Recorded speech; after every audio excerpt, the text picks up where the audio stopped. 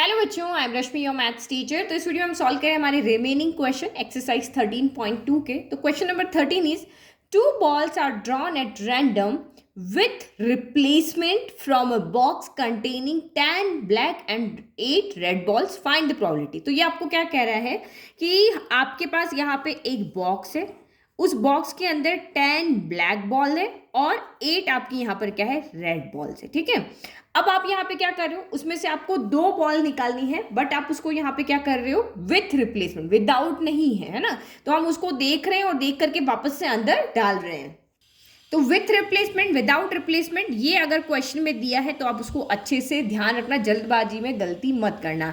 तो with replacement मतलब हमने उसमें से बॉल निकाली है और वापस से हमने उसको अंदर रख ली है। ठीक है, उसकी जगह पे वापस हमने वही बॉल रख ली। तो इसका मतलब क्या हुआ, विथ रिप्लेसमेंट का मतलब ये आपके यहाँ पर क्या हो गया, इंडिपेंडेंट इवेंट हो गया। मतलब आपने पहली बॉल निकाली और अंदर डाल दी, फिर आपने दूसरी बॉल निकाली फिर अंदर डाल दी, तो ये इवेंट क्या हो गए, आपके इंडिपेंडेंट हो गए कि एक दूसरे के ऊपर ये डिपेंड नहीं करेंगे। तो probability of E intersection F, आपको ये प्रॉपर्टी पता ही है इंडिपेंडेंट इवेंट की। तो ये हमारा फॉर्मूला होता है। अब फर्स्ट पार्ट यहाँ पे देखो कि उसने कहा 2 बॉल निकालनी है। अब इसने कहा कि दोनों बॉल है वो रेड ही हो। ठीक है, पहली बॉल निकाल रहे हो वो भी रेड हो, दूसरी बॉल निकाल रहे हो वो भी रेड है। तो फर्स्ट इवेंट हमने ले लिया, बोथ बॉल्स आर रेड। तो फर्स्ट बॉल निकाल रहे हो उसको इवेंट ई ले लिया, सेकंड बॉल निकाल रहे हो उसको इवेंट एफ ले लिया। तो यहाँ पे आपका फॉर्मूला अगर देखो, प्रोबेबिलिटी ऑफ ई वन लिख लो या probability of E intersection F लिख लो। तो आप यहाँ देखो, अगर हमें ये फॉर्मूला नहीं पता है, अगर आपको ये भी नहीं पता कि इंडिपेंडेंट इवेंट, तब भी आप कर सकते हो। देखो फर्स्ट बॉल हम निकालने गए, वो रेड है, तो रेड किस में से आएगी, इसमें से आएगी। तो यहाँ पे रेड कितनी, फेवरेबल आउटकम्स कितने हो गए, 8 हो गए, और पॉसिबल आउटकम्स कितने में से आ रही है, तो ये आपकी 18 के अंदर से आ रही है। ठीक है, फर्स्ट बॉल का काम हो गया खत्म, आपने देखा निकाली, रेड आ गई, वापस से आपने इसके अंदर उसको रख दी क्योंकि हमें रिप्लेस भी करना है। फिर अब आप दूसरी रेड बॉल निकालने गए, तो अभी जो आपने बॉल निकालती वो आपने फिर से अंदर रख दी, तो अभी भी इसके अंदर रेड जो है वो 8 ही है और जो आपकी टोटल नंबर ऑफ बॉल्स है वो इसके अंदर 18 ही है। तो ये आपका क्या हो गया, probability of E multiply by probability of F हो गया। फॉर्मूले से करोगे तब भी ठीक है, डायरेक्ट कर लोगे तब भी ठीक है। तो बस इसको सॉल्व कर लो। 2 के टेबल में ये 4 टाइम, 2 के टेबल में ये 9 टाइम, अगेन 2 के टेबल में 4 टाइम, 2 के टेबल में ये 9 टाइम। तो यानी कि आपका कितना होगा, 4 4 जा 16, 9 9 जा 81 हो गया। Probability of E intersection F हो गया। चलो सेकंड कंडीशन यहाँ पे क्या है कि फर्स्ट बॉल जो निकाली है वो ब्लैक है और सेकंड बॉल है वो आपकी रेड है। तो हम ई को ले लेते हैं ब्लैक बॉल, एफ को ले लेते हैं रेड बॉल। ठीक है, तो मैंने लिया फर्स्ट बॉल हमने ब्लैक निकाली, सेकंड आपने रेड निकाली, तो वही probability of E intersection F लिख लो। ठीक है, तो ये आपका कितना हो जाएगा, फर्स्ट बॉल आप निकालने गए, ब्लैक बॉल निकाली, तो टोटल बॉल अभी इसमें कितनी है, ब्लैक 10 है, तो फेवरेबल आउटकम 10 हो गया, और पॉसिबल आउटकम वही 18 बॉल है तो 18 ही हो गया। अब आपने निकाली और वापस उसको इसके अंदर रख दी, तो 10 ब्लैक थी, एक कम हो गई थी, लेकिन वापस रख दोगे तो फिर से वही की वही हो जाएगी। लेकिन अब आप यहाँ पे कौन सी बॉल निकाल रहे हो, रेड, तो रेड के लिए फेवरेबल आउटकम कितने हैं, 8 है, और हमने जो ब्लैक निकाली थी वो वापस अंदर रख दी है, तो टोटल आपके पॉसिबल आउटकम कितने हो गए, 18 हो गए। अब इसको सॉल्व कर लो। 2 की टेबल में आया 5 टाइम, ये आया आपका 9 टाइम, 2 की टेबल में ये आया आपका 4 टाइम, ये आया आपका 9 टाइम, तो ये कितना हो गया, 5 4 जा 20/81 हो गया। ईजी। नाउ थर्ड केस यहाँ क्या दिया है, one of them is black and other is red. अब आपको यहाँ पे कह रहा है कि उनमें से कोई भी एक ब्लैक हो, पहली अगर ब्लैक है तो दूसरी रेड हो, ये वाली प्रॉपर्टी निकालो। तो देखो आप इसमें से जब इस बैग में से बॉल निकाल रहे हो तो इसमें से 2 कंडीशन हो सकती है। इसने ये नहीं कहा कि फर्स्ट ब्लैक होनी चाहिए, इस तरह की कंडीशन, इसमें और इसमें डिफरेंस है। इसमें लिखा है कि फर्स्ट बॉल ब्लैक होनी चाहिए, सेकंड रेड होनी चाहिए, लेकिन इसने कहा कि उनमें से अगर कोई एक ब्लैक होती है तो दूसरी रेड होगी, अगर पहली रेड होती है तो दूसरी ब्लैक होगी। इसके अंदर आपके दोनों केस बन रहे हैं। क्या है, पहला केस क्या बन रहा है कि फर्स्ट बॉल अगर आपकी ब्लैक है तो सेकंड बॉल आपकी यहां पर रेड होगी।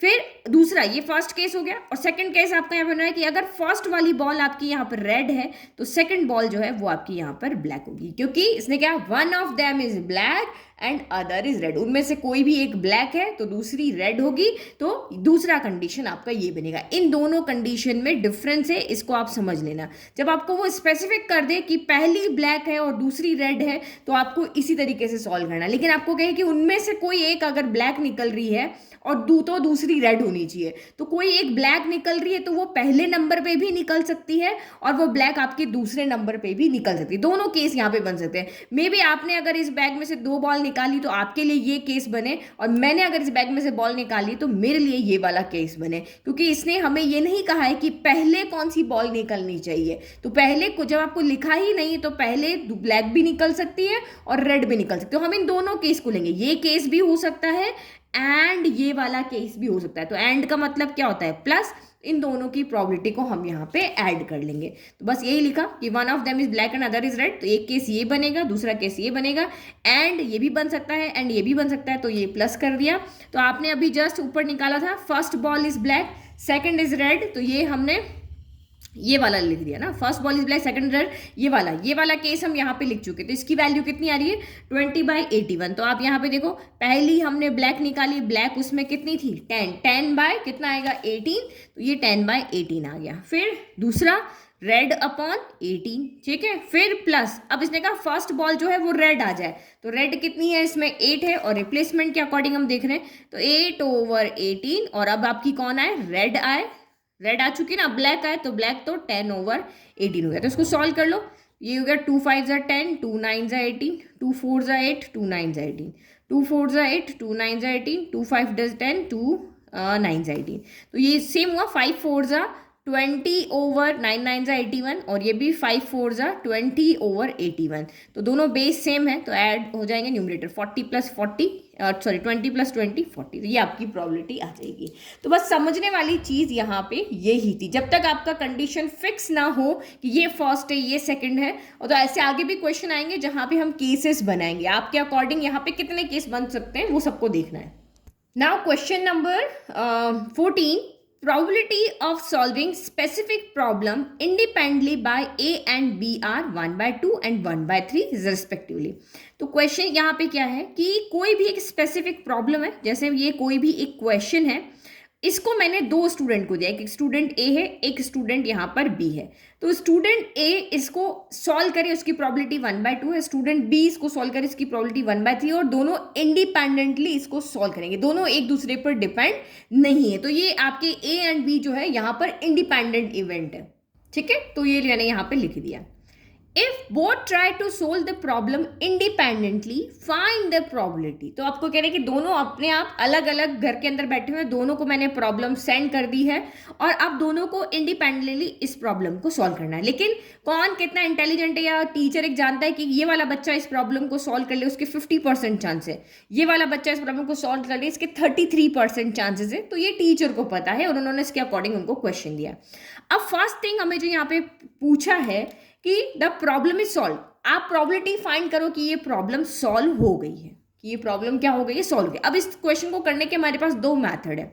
पहला कि देखो ये प्रॉब्लम सॉल्व हो गई, अब प्रॉब्लम सॉल्व हो गई तो चाहे ये करे चाहे ये करे या फिर दोनों कर ले, हमें तो प्रॉब्लम सॉल्व होने से मतलब है, चाहे उसको ए ने सॉल्व किया हो, चाहे उसको बी ने सॉल्व किया हो, चाहे उसको दोनों ने सॉल्व किया, हमारे पास प्रॉब्लम सॉल्व हो गई है। तो आप इन तीनों केस को बना करके वहां पे ऐड कर दो, तीनों केस के अकॉर्डिंग वो प्रॉब्लम आपकी सॉल्व है। या फिर हम इसके अंदर कॉन्ट्राडिक्शन मैथड ले लें कि हम प्रॉब्लम सॉल्व ही नहीं हुई है, हम इस फॉर्मूले से सॉल्व करें, किससे, कि किसी इवेंट के होने की प्रॉबिलिटी उसके नहीं होने की प्रॉबिलिटी का सम क्या होता है 1। तो हम अगर निकालें कि वो प्रॉब्लम सॉल्व ही नहीं हुई, मतलब ना तो ए से हुई है ना ही बी से हुई है, और उसको 1 में से सब्ट्रैक्ट कर दे, तो हमें प्रॉब्लम सॉल्व होने का यहाँ पे प्रॉबिलिटी मिल जाएगी। मतलब हम प्रॉबिलिटी ऑफ ई डैश निकालें, नॉट ई निकाल लें, उसको 1 में से सब्ट्रैक्ट कर लें तो ये आ जाएगा। तो ये सबसे ईजी है, मैं आपको दोनों मैथड बताती हूँ, ठीक है। तो हम यहाँ पे पहले देखते हैं मैथड 1 को, इसका वाला फर्स्ट के लिए, ठीक है। तो यही वाला मेथड, तो हमें यहाँ क्या निकाल रहे हैं 1 माइनस प्रॉबिलिटी ऑफ ई निकाल रहे हैं, यानी कि ई क्या है, द प्रॉब्लम इज सॉल्व। तो प्रॉबिलिटी ऑफ ई क्या हो जाएगा 1 minus probability of problem not solve. Problem not solve मतलब नाइदर ए नॉर बी, दोनों ही उस प्रॉब्लम को सॉल्व नहीं कर पाए, ठीक है। तो 1 माइनस प्रॉबिलिटी ऑफ नाइदर ए, यानी इसको ए नॉट ले लेते हैं, फिर और इंटरसेक्शन, फिर आपका यहाँ पे बी भी सॉल्व नहीं कर पाया तो यानी कि बी नॉट हो गया, यही आएगा। फिर यहाँ पे मुझे पता है कि इसको आप उस तरीके से भी सॉल्व कर सकते हो। अच्छा, अभी यहाँ पे एक चीज और है ना, ए एंड बी आपके इंडिपेंडेंट है, तो इंडिपेंडेंट का मतलब यहाँ पे क्या होता है, probability of A intersection B क्या होता है probability of A multiply by probability of B होता है, यही होता है ना। तो हम यहाँ पे सीधा वही फॉर्मूला लगा, हम इसको यूनियन में चेंज करके या इसको आगे करके वो काम नहीं करते हैं। तो 1 माइनस इसको हम probability of A not multiply by probability of B not कर देते हैं, ठीक है। ब्रैकेट की जरूरत नहीं थी क्योंकि ये तो सिंपल ही आ रहा है। तो probability of A not probability of B not हो गया। अब प्रोबेबिलिटी ऑफ ए नॉट आप निकाल सकते हो, ए के होने की प्रोबेबिलिटी 1/2 है, तो ए के नहीं होने की प्रोबेबिलिटी क्या होगी, तो वही P A plus P A dash equal to 1 है, तो पी ए इक्वल टू कितना है 1/2, तो 1 माइनस 1/2 क्या हो जाएगा, पी ए नॉट हो जाएगा। पी ए नॉट कितना होगा 1 माइनस 1/2 यानी कि 1/2 यार है। और प्रोबेबिलिटी ऑफ बी नॉट कितना होगा, तो ये 1 माइनस 1/3 यानी कि 3, तो एलसीएम लोगों 3 माइनस 1, तो ये आपका 2/3 हो गया, ठीक है। तो ये वैल्यू आप यहाँ पे रख दो, तो 1 माइनस ये 1/2 हो गया, ये आपका 2/3 हो गया, 2 से 2 कैंसिल हो गया, 1 माइनस 1/3, तो ये आपका कितना आ गया 2/3 हो गया। तो ये मेरा मैथड फर्स्ट है, ठीक है। जो हमें ईजी लगता है वो काम हम यहाँ पे कर सकते हैं। नाउ मैथड सेकंड देखते हैं, ठीक है। तो सेकंड मैथड में प्रॉब्लम सॉल्व होनी चाहिए। मैंने कहा कि ये प्रॉब्लम ए ने सॉल्व कर दी है बट बी ने सॉल्व नहीं की है, या ऐसे प्रॉब्लम सॉल्व हो सकती है। मैंने कहा कि प्रॉब्लम ए से तो सॉल्व नहीं हुई लेकिन बी से हो गई, तब भी प्रॉब्लम सॉल्व हो जाएगी।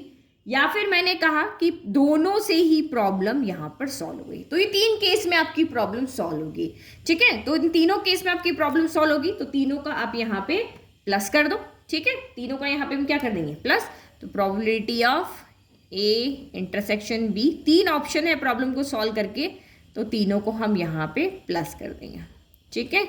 और मीन्स क्या होता है प्लस, अच्छा हाँ फर्स्ट क्वेश्चन में मैंने आपको यहाँ पे गलत बता दिया, एंड बोला था ना, एंड का मतलब प्लस नहीं होता है, ये यहाँ पे है ना, या तो इस कंडीशन से आपको ये मिलेगा या इस कंडीशन, 2 ऑप्शन है आपके पास, इसलिए बीच में और है, या तो इससे होगा या इससे, तो ये आपका यहाँ पे प्लस आया था और की वजह से।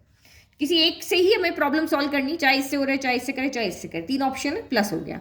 तो अब वही इंडिपेंडेंट है, तो ये इसको भी हम जैसे हमने यहाँ लिखा वैसे लिख देंगे, probability of A multiply by probability of B not, फिर plus probability of A not multiply by probability of B, फिर plus probability of A multiply by probability of B. सबका वैल्यू आपके पास है, probability of A 1/2, probability of B not ये रही आपकी 2/3, फिर plus probability of A not 1/2, probability of B 1/3 हो गया, फिर प्लस प्रोबेबिलिटी ऑफ ए 1/2 और ये आपका 1/3 हो गया। तो हम यहाँ पे क्या करते हैं, कैंसिल नहीं करते, नीचे नीचे एलसीएम सबके 6 आ रहे हैं ना, तो 6 रहने देते, ये 2/6 हो गया, ये 1/6 हो गया और ये भी 1/6 हो गया। तो ये आप यहाँ पे ऐड करो, तो एलसीएम 6 हो गया, 2 3 4, 4/6, 2 के टेबल में 2 टाइम और ये 3 टाइम, तो ये देखो आंसर यहाँ पर भी आपका 2/3। जो मेथड आपको इजी लग रहा है आप उस मेथड से इसको कर सकते हो।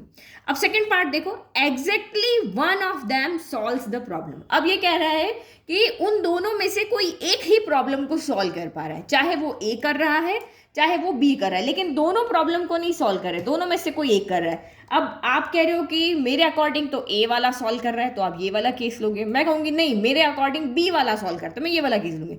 तो यहाँ पे यही 2 केस बनेंगे, तो इन्हीं 2 को हमें सॉल्व करना है और हमारा आंसर आ जाएगा, ठीक है। तो वही करते हैं, ठीक है। तो मैंने यहाँ पे लिख दिया, या तो ए सॉल्व कर रहा है या बी सॉल्व कर रहा है, तो फिर वही आपके इंडिपेंडेंट डिपेंडेंट है, तो probability of A cross probability of B dash हो गया, बी नॉट, या probability of A not multiply by probability of B हो गया। तो प्रोबेबिलिटी ऑफ ए तो आपका 1/2, प्रोबेबिलिटी ऑफ बी नॉट हमने कैलकुलेट किया था 2/3 आ रहा था, ये आपका कितना हो गया 2/3 हो गया।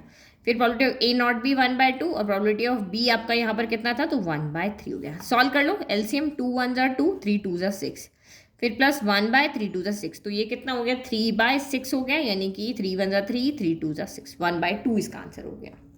नाउ क्वेश्चन नंबर 15 देखो, 1 card is drawn at random from a well shuffled deck of 52 cards. तो हमारे पास एक कार्ड का पूरा बंडल है जिसमें 52 कार्ड्स है, 52 कार्ड्स है। In which of the following cases are the events E and E F are independent. तो आपको एक इवेंट ई दिया है, एक इवेंट एफ दिया है, आपको यहाँ पे शो करना है कि ये जो फर्स्ट है सेकंड है थर्ड है ये इंडिपेंडेंट इवेंट है। तो कोई भी इवेंट इंडिपेंडेंट कब होता है, अगर मैं यहाँ पे शो कर दूँ कि probability of E intersection F जो है probability of E multiply by probability of F के इक्वल है, तो वो इंडिपेंडेंट इवेंट है। प्रोबेबिलिटी ऑफ ई यहाँ से निकालोगे, प्रोबेबिलिटी ऑफ एफ यहाँ से निकालोगे, probability of E intersection F, इन दोनों में कुछ न कुछ कॉमन होगा, वो करके हम ये निकालेंगे। अगर ये शो कर दे कि लेफ्ट इक्वल टू राइट है तो हमारा काम यहाँ पे हो जाएगा। तो फर्स्ट यहाँ पे देखो, तो यहाँ पे अगर आप देखते हो तो प्रोबेबिलिटी ऑफ ई यहाँ पर क्या होगा, ठीक है, the card drawn is spade. तो आपके पास टोटल 52 कार्ड्स हैं। अब इन 52 कार्ड्स को आपको समझना बहुत जरूरी है। 52 कार्ड्स टोटल 13 इसमें कार्ड्स होते हैं। 4 तरह के यहाँ पर कार्ड होते हैं हमारे पास। एक रेड कलर का हार्ट होता है, एक आपके पास डायमंड होता है, एक आपके पास यहाँ पे क्लब होता है ना, ये उल्टा होता है, और क्लब स्पेड इसी तरीके से ना, एक ये ट्री जैसा कुछ होता है।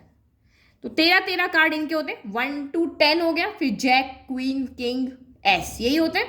तो इसने कहा the card drawn is spade, तो स्पेड कितने होंगे, 13 ही होंगे। तो फेवरेबल आउटकम कितने हो गए, 13, एंड पॉसिबल आउटकम कितने हैं हमारे पास, 52 है। क्योंकि हम इंडिपेंडेंट को चेक कर रहे हैं तो हम मान रहे हैं कि हमने वो कार्ड निकाला है, वो हमने वापस उसके अंदर डाल दिया है। फिर एफ, तो प्रोबेबिलिटी ऑफ एफ निकालो कि हम इसका इस पर कोई इफेक्ट नहीं है, हम इस तरीके से देख रहे हैं। The card drawn is an S, अब इक्का होना चाहिए। जो कार्ड आपने इस 52 में से निकाला वो इक्का होना चाहिए। तो एस तो इन चारों का ही होता है। तो फेवरेबल आउटकम कितना हो गया कि 4, 4 इक्के हमारे पास होते हैं, 4 एस कार्ड होते हैं, और इसमें ये कितना हो गया, 52 हो गया, ठीक है।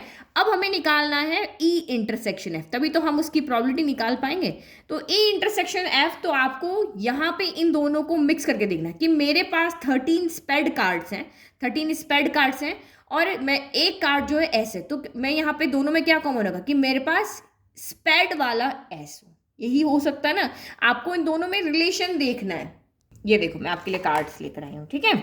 अब इसने कहा या तो कार्ड ड्रॉन इज स्पेड, तो ये हमारे पास 13 स्पेड है, और फिर इसने कहा अ कार्ड ड्रॉन इज एस, तो ये एस मैंने यहाँ दिया, 4 में से हो गए। देखो यहाँ 13/52, यहाँ 4/52। अब आपको ई इंटरसेक्शन एफ निकालना, तो दोनों में कॉमन क्या है, ये इधर से इधर आया ना, क्योंकि ये इधर भी है, क्योंकि जब हम स्पेड की बात करें तो ये इधर है, जब हम एस की बात करें तो इधर है। तो दोनों कार्ड्स में, दोनों ई और एफ में ये कॉमन है ओनली, क्या, अ एस ऑफ स्पेड। तो ई इंटरसेक्शन में क्या आएगा, एस ऑफ स्पेड आएगा। अब समझ में आ गया, ठीक है। तो ये द कार्ड ड्रॉन इज, दोनों होंगे, एस भी है और स्पेड भी है। तो अब इसकी प्रोबेबिलिटी कितनी हो जाएगी, probability of E intersection F. तो ऐसा कार्ड एक ही है, एस स्पेड ऑफ एस, तो एक ही कार्ड है ना हमारे पास, ये रहा, एक ही है। तो ये कितना हो जाएगा, 1, फेवरेबल, पॉसिबल कितने हैं, 52। अब आप यहाँ निकालो ई इंटरसेक्शन एफ, यहाँ पे ही हो गया। तो probability of E, probability of F का प्रोडक्ट कितना होगा, तो 13/52 इंटू 4/52। तो देखो 13 4 भी कितना होता है, 52 होता है। 13 4 52, 52 से 52 कैंसिल, तो ये भी 1/52 आ रहा है। तो यहाँ पे क्या देख रहे हो, since probability of E intersection F जो है वो probability of E multiply by probability of F के इक्वल आ रहा है। तो इसका मतलब यहाँ पे क्या है, therefore E and F are independent event. समझ में आ गया आपको, ये आपका इंडिपेंडेंट इवेंट हो गया। अब सेकंड देखते हैं। सेकंड पार्ट देखो, the card drawn is black. अब ब्लैक हमारे पास दोनों है, ये स्पेड भी है और क्लब भी है। तो 13 + 13 टोटल फेवरेबल आउटकम्स कितने हो गए, 26 हो गया। तो 26/52 हो गया। फिर प्रोबेबिलिटी ऑफ एफ निकालते हैं। तो यहाँ पे एफ क्या है, the card drawn is a king. तो आप देखो किंग इसके पास भी होता है, किंग इसके पास भी होता है, हमारे पास क्लब का भी होता है किंग, और स्पेड का भी होता है। तो इसका मतलब 2/52 हो गया। ये आपका 2/52 यहाँ पर हो गया। इसको हम बाद में सॉल्व करेंगे। अब आपको देखना है यहाँ पे ई इंटरसेक्शन एफ में क्या आता है। तो the card drawn is black, black के हमारे पास 26 कार्ड्स हैं, लेकिन वो ब्लैक किंग होना चाहिए। अगर ब्लैक किंग होगा तो वो दोनों का इंटरसेक्शन होगा। बिल्कुल आप ये देखो, ace of spade, king of black, ये आपका टोटल 26 आपके पास कार्ड्स है, उसमें से किंग कितने हैं, तो 2 ही किंग है। तो यही इन दोनों में क्या आएंगे, आपके कॉमन आएंगे। तो इसका मतलब यहाँ पर कितना हो गया, अच्छा एक सेकंड, ये तो लिख दिया ना, यहाँ पे एफ क्या था, the card drawn is a king, but 52 cards में तो हमारे पास 4 किंग होते हैं ना, तो यहाँ पे 4 आएगा। मैंने यहाँ पे ब्लैक किंग पढ़ लिया था ना, card drawn is a king, तो किंग हमारे पास चारों के होते हैं, तो चारों का किंग यहाँ पे 4 आएगा। फिर the card drawn is black king, अब ब्लैक किंग हमारे पास 2 ही होते हैं, तो probability of E intersection F कितना हो जाएगा, 2 किंग टोटल 52 में से। अब हमें यहाँ पे निकालना है probability of E multiply by probability of F. देखते हैं दोनों सेम है या नहीं। तो 26/52 इंटू 4/52 हो गया, ठीक है। तो आप यहाँ पे 2 से कैंसिल कर लें, 4 से कैंसिल कर दें, 4 1 = 4, 4 3 = 12 हो गया। ठीक है, और कुछ 13 से ये कैंसिल हो गया, 2 टाइम हो गया, तो 2/52 यहाँ भी आ रहा है, 2/52 यहाँ भी आ रहा है, तो वही लिख लेंगे since probability of E intersection F जो है वो यहाँ पर probability of A into probability of F, 2/56 को आप 1/26 भी लिख सकते हो, बट हम यहीं पे यही लिख देती हूँ, है ना। तो यहाँ पे क्या लिखोगे, therefore E and F are independent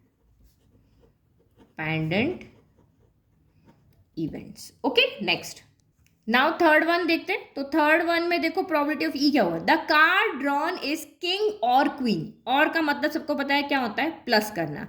तो या तो वो किंग हो या फिर वो क्वीन हो। तो किंग भी चारों कलर के होते हैं, क्वीन भी चारों कलर की होती है, तो फेवरेबल आउटकम कितना हो जाएगा, 4+4, क्योंकि 4 किंग है 4 क्वीन है, तो 8 फेवरेबल आउटकम 8 हो गया, पॉसिबल आउटकम 52 हो गया। तो यहाँ पे क्या लिखोगे, प्रोबेबिलिटी ऑफ ई कितना हो जाएगा, तो 8/52 हो जाएगा। ठीक है, फिर प्रोबेबिलिटी ऑफ एफ देखते हैं। तो एफ की क्या कंडीशन है, the card drawn is a queen और जैक। और का मतलब फिर से प्लस, तो क्वीन भी 4 होती है, जैक भी 4 होते हैं, चारों के पास क्वीन है, चारों के पास कलर के हमारे पास जैक है, तो ये भी कितना हो गया आपका 8/52 हो गया। अब वही ई इंटरसेक्शन एफ, तो यहाँ तो आपको सामने ही दिख रहा है कि क्वीन यहाँ पर भी है, क्वीन यहाँ पर भी है, तो ई इंटरसेक्शन एफ में क्या हो जाएगा, the card drawn is a, दोनों का ले लो, किंग और क्वीन और जैक, तो कार्ड ड्रॉन इसमें से क्या हो जाएगा, क्वीन हो गया, क्योंकि क्वीन दोनों में क्या है, कॉमन है, जो दोनों में कॉमन है वही इंटरसेक्शन एफ में आएगा, the card drawn is queen. तो क्वीन कितनी होती है, 4 होती ना, तो इंटरसेक्शन में आएगा the card drawn is queen. तो probability of E intersection F यहाँ पे कितना हो गया, क्वीन तो 4 ही होती है, 4/52। नाउ अब ये कैलकुलेट करो, इंडिपेंडेंट इवेंट शो करना है, probability of E into probability of F, 8/52 into 8/52 हो गया।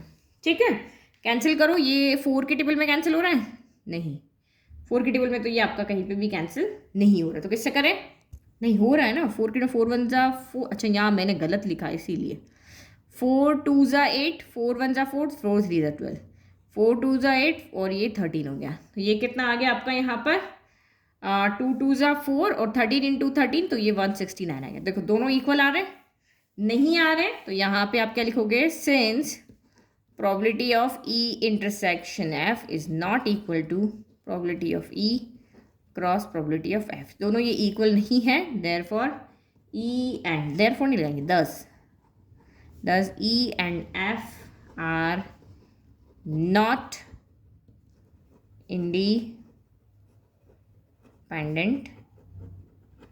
इवेंट्स। ठीक है, चलो next question 16। In a hostel 60% of the student read Hindi newspaper. तो परसेंट को भी हम प्रोबेबिलिटी की फॉर्म में लिख सकते हैं। तो प्रोबेबिलिटी ऑफ हिंदी पेपर पढ़ते हैं, तो प्रोबेबिलिटी ऑफ एच आपको यहाँ कितने दिया हुआ है, 60%। परसेंट के फॉर्म में भी लिख सकते हैं और नंबर डेसिमल मतलब 0 से 1 के फॉर्म में भी लिख सकते हैं। तो यहाँ इसको डेसिमल फॉर्म में चेंज करो, तो 60/100, परसेंट को हटाया तो ये आ गया, ये 0 से 0 कैंसिल और ये 0 पॉइंट कितना हो गया, 6 हो गया। तो अगर 100 लॉग हैं तो उसमें से हिंदी पढ़ने वालों का परसेंट कितना है, 0.6 हो गया। ठीक है, 40% रीड इंग्लिश न्यूज़पेपर, तो प्रोबेबिलिटी ऑफ इंग्लिश का ई लिख लेते हैं, वो कितना है 40%। परसेंट को हमें वही चेंज करना आता है, 40 ओवर कितना हो गया 100, 0 से 0 कैंसिल हो गया है, तो एक नंबर के बाद डेसिमल लग जाएगा। 20% read both Hindi and English, तो बोथ अगर वो पढ़ रहे हैं तो ये क्या हो गया, प्रोबेबिलिटी ऑफ एच इंटरसेक्शन, क्योंकि वो ये भी पढ़ रहे हैं, इंटरसेक्शन का मतलब होता है कॉमन, तो ये आपका 20% आ गया। 20% यानी 20/100 यानी कितना हो गया, 0.2 हो गया। ठीक है, ये हमें दे दिया। A student selected at random, अब आपने इनमें से जितने भी वहाँ पे मान लो 100 बच्चे थे, 100 में से आपने रैंडमली एक स्टूडेंट को वहाँ से सेलेक्ट किया। अब इसने कहा कि वो स्टूडेंट जो है उसकी प्रोबेबिलिटी बताओ, कि find the probability that she reads neither Hindi nor English newspaper. आपने यही इस पूरे क्लास में से 100 बच्चे थे, 100 में से इतने हैं, इतने परसेंट हैं जो हिंदी पढ़ते हैं, इतना परसेंट इंग्लिश पढ़ते हैं, इतना परसेंट है जो दोनों पढ़ते हैं।